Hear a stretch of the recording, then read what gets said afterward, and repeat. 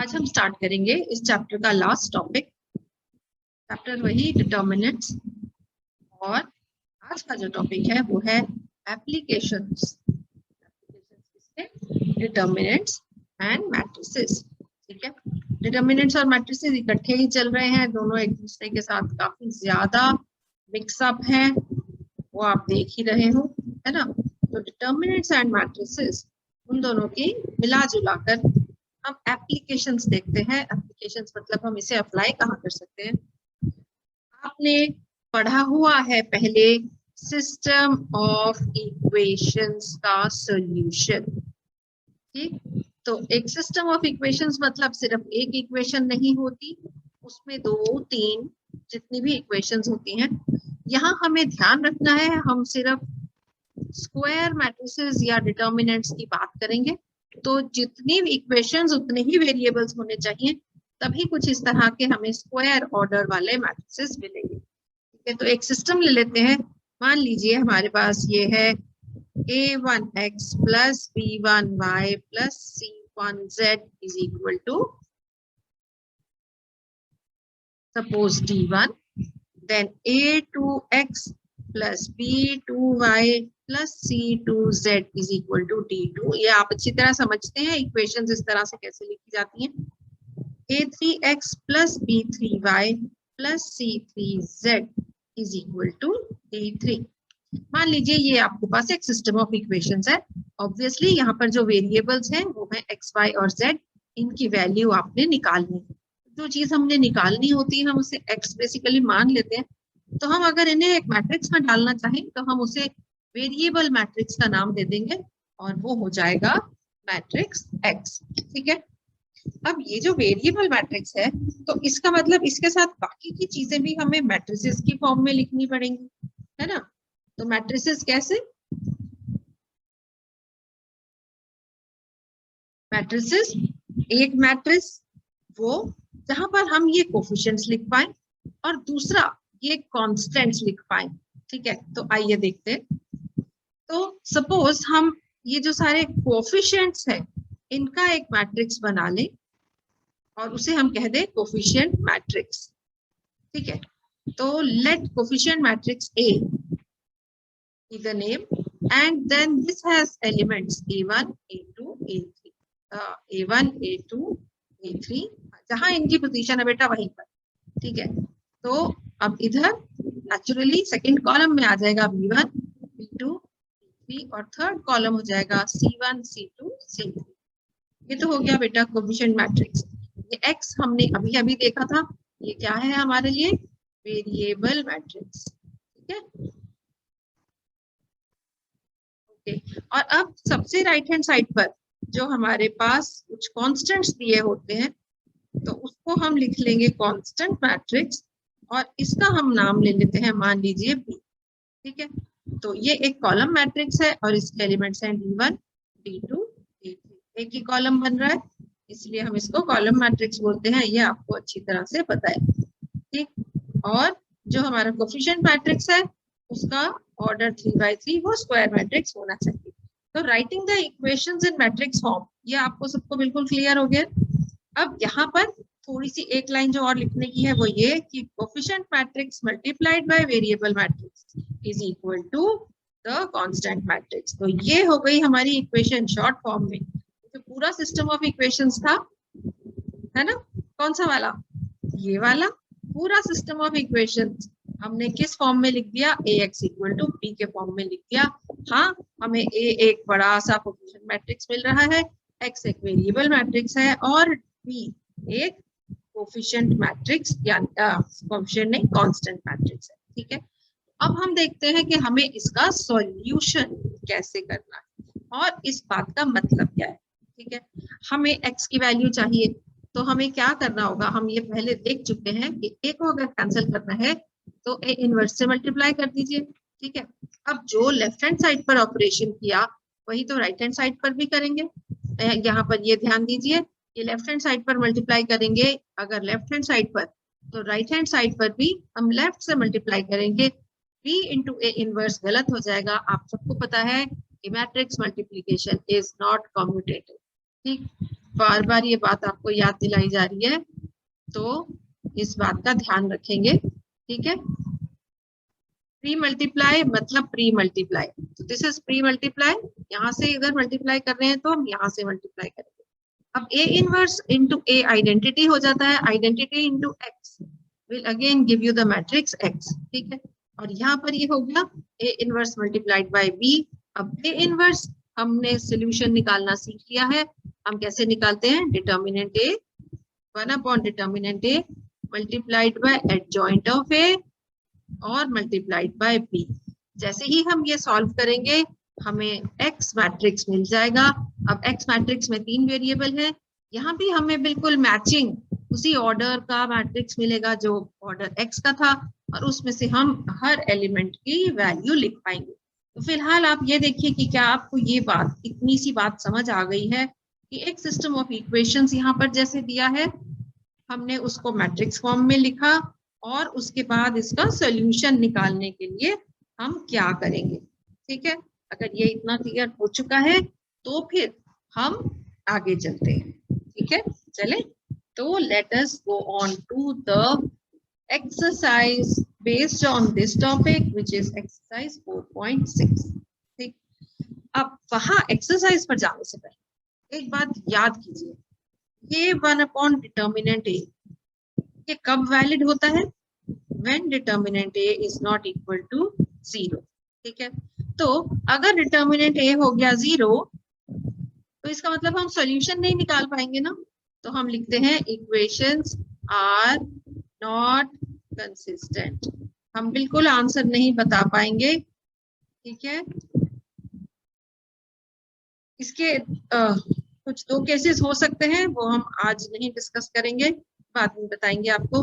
लेकिन फिलहाल हमें क्या गारंटी चाहिए, फिलहाल हमें चाहिए that determinant a should be equal to 0, ठीक है। आप याद कीजिए जब आप इक्वेशंस को सॉल्व करते थे, a1 upon a2 is equal to b1 upon b2 is equal to c1 upon c2, unique solution कभी मिलता था, इस पर वो इनफाइनाइट सॉल्यूशंस मिलते हैं, अगर नॉट इक्वल टू है तो यूनिक सॉल्यूशन मिलता है ना। और कई बार सॉल्यूशन एग्जिस्ट करने पर इनफाइनाइट सॉल्यूशंस भी मिलते हैं। तो ये वाली जो 3 हमारे पास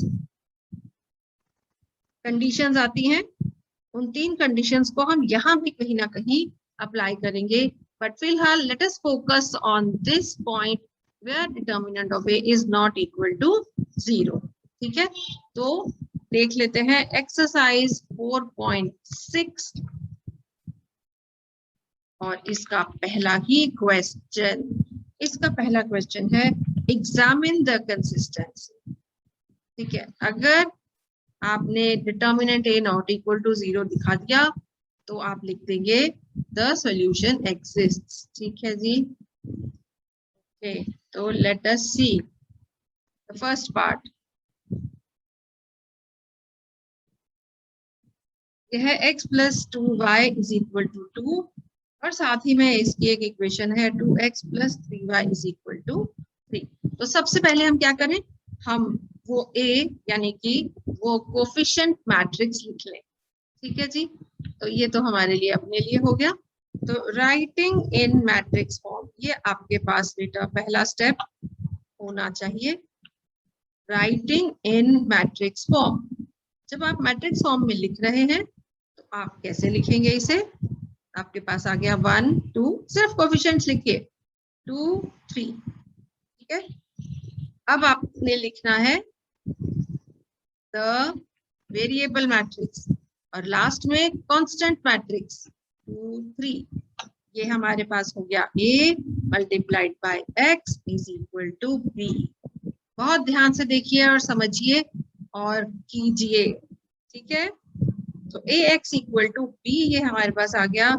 now we just have to check the determinant of a, let us find out what it is. So what is the determinant, इन दोनों को मल्टीप्लाई करके इन दोनों के प्रोडक्ट से माइनस, तो 3 minus 4 which is equal to -1, कुछ भी वैल्यू है is not equal to 0, therefore क्या लिख देंगे हम, सिस्टम इज कंसिस्टेंट या सिस्टम हैज अ सॉल्यूशन, ठीक है, बस हमको इतना ही करना है, बहुत मुश्किल है नहीं ना। ओके, तो इसके बाकी के पार्ट्स आप करेंगे। कोई 2x2 मैट्रिक्स हो सकता है, कोई 3x3 मैट्रिक्स हो सकता है, and I am very very sure कि आप इसे कर लेंगे, right. Let us now go on to the main aspect, which is solve the system of linear equations. ठीक है, तो लीनियर इक्वेशंस के जो हमें सिस्टम्स दिए हुए हैं, हम उन्हें अब एक्चुअली सॉल्व करेंगे, राइट। तो लेट अस गो ऑन। एक छोटा वाला क्वेश्चन आपके साथ ले लेते हैं। छोटा वाला क्वेश्चन है क्वेश्चन नंबर 9। एक बार आप इसको अच्छे से देख लोगे ना, आपका हाथ बैठ जाएगा, समझ आ जाएगा। 4x minus 3y is equal to 3, 3x minus 5y is equal to 7। Again सबसे पहला काम हमारा, हम लिखेंगे इन मैट्रिक्स फॉर्म। ठीक है जी, ये बहुत जरूरी है, इसको लिखिएगा, इसके आपको मार्क्स मिलेंगे। राइटिंग इन मैट्रिक्स फॉर्म, पहले तो कोफिशिएंट्स लिख दीजिए। 4 into 3 minus 3 into 9, 4 के नीचे 3, -3 -5। दूसरा आप मैट्रिक्स बनाइए वेरिएबल्स वाला, x के नीचे y, फिर कांस्टेंट वाला 3 के नीचे 7। ठीक, okay. So this implies what have you written, a into x, ये मल्टीप्लाई है, a into x is equal to b, right? Now determinant of a is equal to what it is? So 4 के नीचे 3, अब determinant का symbol लगा दीजिए, -3 के नीचे -5, डिटर्मिनेंट फाइंड आउट करेंगे, -20 minus -9, मतलब -20 plus 9, what does that give you? -11। ठीक है, आई होप ठीक कर रहे हैं हम। या so -11 is not equal to 0। अब जैसे ही आ गया ना not equal to 0, आप क्या लिखेंगे? दिस implies, एक तो ये कि A इनवर्स exists, एंड दूसरा क्या लिखेंगे, और system has a solution, system is consistent या सिस्टम हैज अ सॉल्यूशन। जब सिस्टम हैज अ सॉल्यूशन तभी तो निकालिएगा, अगर सॉल्यूशन पॉसिबल नहीं है तो कहां से निकलेगा, राइट। ओके, अब आगे हम मेन पॉइंट पर आ जाते हैं। कौन सा मेन पॉइंट है? देयरफॉर नहीं, x इज इक्वल टू, कैसे निकालेंगे हम? x is equal to a inverse b। यहाँ से हमें मिला x is equal to a inverse b, which is equal to 1 upon determinant a multiplied by adjoint of a and again multiplied by b। ठीक, इसे आप कर दीजिए equation number 1। हम इसमें वैल्यूज डालने वाले हैं। नाउ डिटर्मिनेंट a हम निकाल चुके हैं, दैट्स ओके। b हमारे पास है, we only need to find out adjoint a, और ये तो 2x2 का मैट्रिक्स है। ठीक है, so we know very simply how to find adjoint of a, है ना। याद करो, बताओ मुझे क्या करते हैं।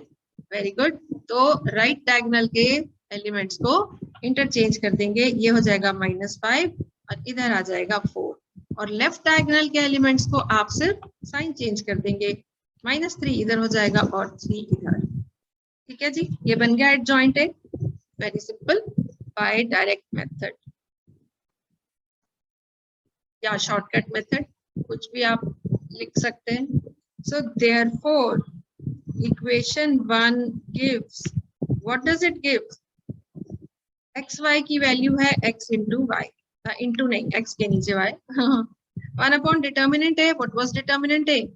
It was 1 upon -11, दिख रहा है ना आपको? Okay.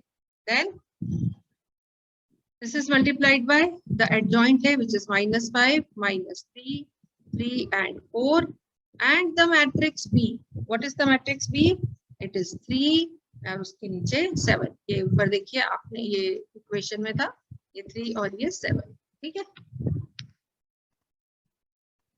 all right, so let us just solve it. Matrix multiplication is very easy, which implies x is equal to xy, ये तो है ही हमारे पास, 1 अपॉन, या माइनस वहां ऊपर आ गया, -1 अपॉन 11। अब हमें क्या करना है? हमें इस कॉलम की एंट्रीज को यहाँ ऊपर इन दोनों रोज से बारी बारी मल्टीप्लाई करना है। तो -15 प्लस 3 7 21 और इसके नीचे -9 प्लस 7 4 28। ये बिल्कुल क्लियर है, मैट्रिक्स मल्टीप्लिकेशन सबको आती है। Now 21 minus 15 was, what is it?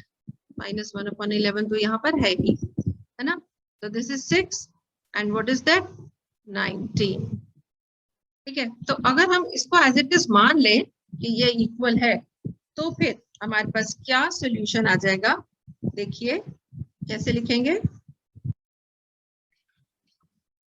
तो बिल्कुल देखिए x इज इक्वल टू ऊपर वाला वेरिएबल, ऊपर वाला ही इसकी वैल्यू आएगी, नीचे वाला वेरिएबल तो नीचे वाली इसकी वैल्यू। और अब दोनों के साथ है -1/11 मतलब -6/11 एंड y की वैल्यू क्या आ गई? -19/11।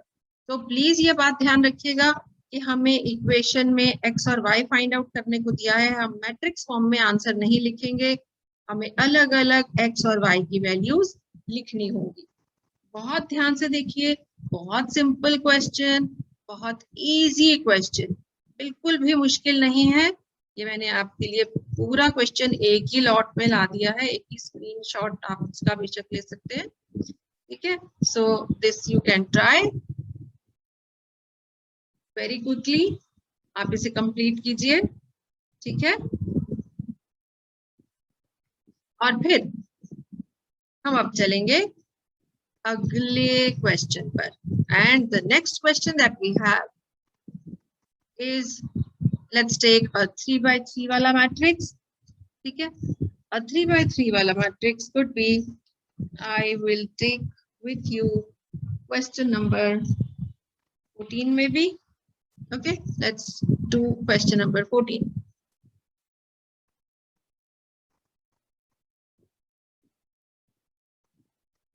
Let's write it down.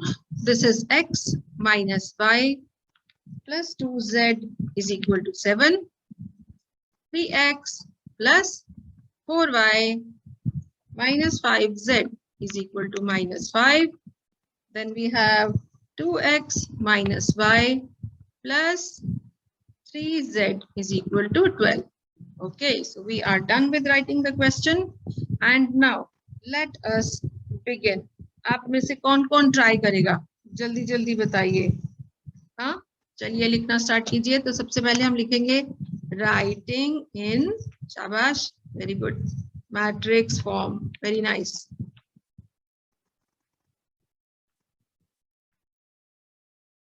तो पहला कोफिशिएंट मैट्रिक्स हो गया हमारा 1 3 2 -1 4 -1 2 -5 3, वेरी गुड, शाबाश। अब इससे मल्टीप्लाई करेंगे वेरिएबल मैट्रिक्स। अब यहाँ पर 3 वेरिएबल्स हैं x y z। ठीक है, ये वाला देखिए 3x3 का मैट्रिक्स, मल्टीप्लाई किससे कर रहे हैं हम? 3 रोज एंड 1 कॉलम से। ठीक है, और मल्टीप्लाई करके हमें क्या मिलना चाहिए? यही मिलना चाहिए ना, ये और ये। तो 3/1 अगेन, मतलब 3 रोज यहाँ पर दी हुई है वैल्यूज 7 -5 और 12। ठीक है, तो सारे ऑर्डर्स मैच कर रहे हैं और हम इसको बढ़िया से संभाल लेंगे। ठीक है, इसको अगर हम नाम दे दें तो a मल्टीप्लाइड बाय x यहाँ पर लिख सकते हैं, और a multiplied by x is equal to b। So this will imply x is equal to a inverse dot b। तो अब ये a इनवर्स और b हमें मल्टीप्लाई करने हैं, तब जाकर मिलेगी x की वैल्यू। पर पहले देख लेते हैं a इनवर्स एग्जिस्ट करता है या नहीं। तो ये इक्वेशन नंबर 1 हम इसे लिख लेते हैं। ठीक है, तो चलिए इनवर्स है या नहीं उसके लिए हम निकालेंगे। Now what do we find बेटा? Determinant of a, very good. तो दिस इज 1 मल्टीप्लाइड बाय, अब ये वाला डिटर्मिनेंट यहाँ से यहाँ वाला आ जाएगा 4 -1 -5 3, है ना। फिर यहाँ पर ये वाला एलिमेंट लेना है, तो माइनस इंटू -1 हो गया प्लस, तो 1 तो वो है ही, चलो ठीक है। देन वी हैव 3 2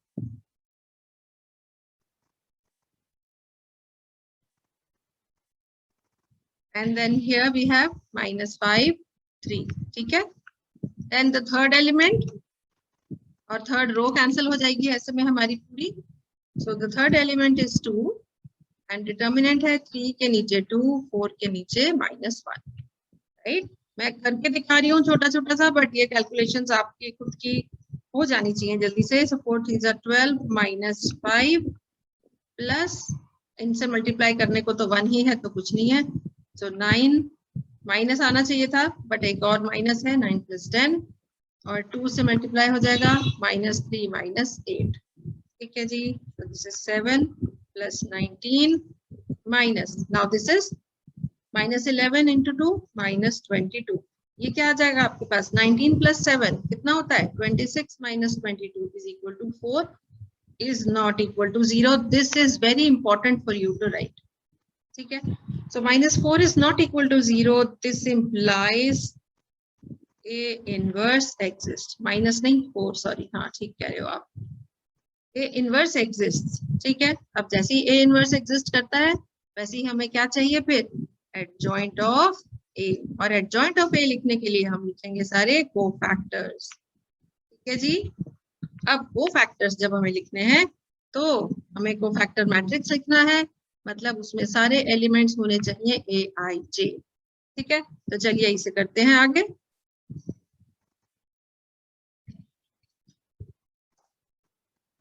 कोफैक्टर्स लिख लेते हैं आगे। अब हमें पता है सारे कोफैक्टर्स हमें, क्योंकि 3/3 का है तो A11 कैपिटल में लिखेंगे, A12 A13 A21 A22 and A23। then of course we need A31 A32 A33। ठीक है, all right। A11 बेटा, अब ये देखो, ये हमने फर्स्ट रो के तो कोफैक्टर्स ना अभी यहाँ निकाल लिए थे। ठीक है, ये तो A11 बेटा हमारे पास आ गया 7। अब इधर A22, ये 9 + 10 आया तो था 19, लेकिन आपको पता है यहाँ पे माइनस था, 2 बार ही माइनस आए थे। ठीक है, तो A12 यहाँ पर इसका हमारे पास आया था -19, और ये +2 से तो हमने मल्टीप्लाई किया था डिटर्मिनेंट निकालने के लिए। एक्चुअली कोफैक्टर इतना ही होता है, दिस इज -11। ठीक है, और इसी तरह से ये बाकी वाले भी आप लिखेंगे एंड आप इसे अपने आप अपनी ईमानदारी से सॉल्व करके लिखेंगे। ठीक है, A21 की वैल्यू आती है 1, A22 should be -1, A23 should also be -1, A31 should be -3, A32 बेटा आप जरूर इसको सॉल्व करके लिखिएगा, ऐसा ना हो कि भाई मैम ने लिख दिया था हमें नहीं पता कैसे आया। ओके, ये सारे जब आपने लिख लिए कोफैक्टर्स, ठीक, तो अब now adjoint A is equal to cofactor matrix का ट्रांसपोज। ठीक है, जो भी ये कोफैक्टर मैट्रिक्स है इसका ट्रांसपोज हमने लिखना होता है। इसका मतलब ये जो रो वाले एलिमेंट्स थे इनको हमने कहाँ लिखना है बेटा, कॉलम में लिखना है। ठीक है, तो हम इनको लिख लेते हैं। हाँ, ये तो हमने ऑलरेडी ही यहाँ पे कॉलम में लिख लिया था, राइट, तो हम बिल्कुल इसी तरह से इन्हें लिख लेंगे। this should become 7 -19 -11 1 -1 -1 and then this is -3 11 and 7। ठीक है, क्लियर है ये सबको? ओके, तो ये ट्रांसपोज हमने ले लिया इसका, और अब इस ट्रांसपोज को हमने कहाँ डालना है, therefore इक्वेशन 1। ठीक है, so therefore from इक्वेशन 1 हमने इक्वेशन 1 में क्या लिखा था, x is equal to A inverse multiplied by B। और ये होता क्या है, A inverse में आप लिखते हैं 1 / determinant A multiplied by adjoint A multiplied by the matrix B। ठीक है, so therefore what do you get, x 1 / determinant A की वैल्यू 4 आई थी, याद होगा आपको। यहाँ पर आप ये वाला मैट्रिक्स लिख देंगे, 7 -19 -11 1 -1 -1, फिर इसके साथ है -3 11 और 7, और ये जो मैट्रिक्स B है ये आपको याद है ना, कांस्टेंट मैट्रिक्स 7 - 5 12। बस, तो इस कॉलम को यहाँ पर इन तीनों रोज के साथ बारी बारी से मल्टीप्लाई कर दीजिए, आपको पता ही है सॉल्व कैसे करते हैं। और ये आ जाना चाहिए बेटा, ये आ जाना चाहिए, कितना आ जाना चाहिए, आप खुद इसे सॉल्व करेंगे। क्या मैं अगर आपके लिए आंसर छोड़ना चाहूँ तो छोड़ दूं या कंप्लीट करूं, फिर इसके बाद इसे सॉल्व करना है? चलिए देखते हैं, लिख लेते हैं, बट आप इसे पूरा अपने आप नहीं करेंगे तो आपका प्रैक्टिस नहीं होगा और फिर एग्जाम में आप एंड तक नहीं पहुंचेंगे। लेकिन यहाँ इसको छोड़ना नहीं, ये आंसर नहीं है। अभी आपको मैंने बताया था जब तक हम सारी वैल्यूज एक्स वाई जेड की नहीं निकाल लेते। तो एक्स को यहाँ रिप्लेस कर दीजिए, मैट्रिक्स एक्स को, ये पूरा मैट्रिक्स था x y z, small x y z. और जैसे ही ये आ गया आपके पास, इसको अलग अलग लिखनी है, एक्स की वैल्यू आ गई 2, करस्पॉन्डिंग वैल्यूज लिखते जाएंगे, ठीक है। तो करस्पॉन्डिंग वैल्यूज जो मैट्रिसेस की हैं उनकी इक्वालिटी से लीजिए, ये आ जाएगा बेटा x is equal to 2, y is equal to 1 and z is equal to 3, ठीक है। ये आपका आंसर इसी फॉर्म में जब तक नहीं आएगा आपके मार्क्स पूरे नहीं आएंगे।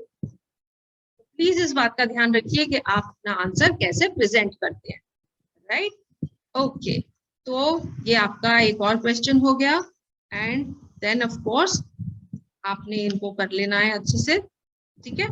अब ये जो एक्सरसाइज है 4.6 आप इसे कंप्लीट कर लेंगे, बिल्कुल इसे कंप्लीट करेंगे आप। कल वाली एक्सरसाइज का होमवर्क गूगल क्लासरूम पे डालिए, ठीक है। और फिर इस एक्सरसाइज को मैं पोस्ट कर दूंगी जब गूगल क्लासरूम पे I will assign you as your class work, तब आप उसे सेंड कीजिएगा। लेकिन फिलहाल आप उस क्वेश्चन, उस एक्सरसाइज को कंप्लीट करके इसे भी पूरा कीजिए एंड डिफिकल्टीज नोट कीजिए, नेक्स्ट क्लास में सॉल्व करेंगे, ठीक है। Okay girls, take care.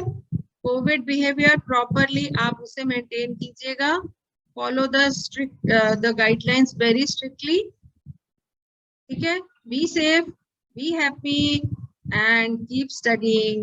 Okay, all the best. Bye girls.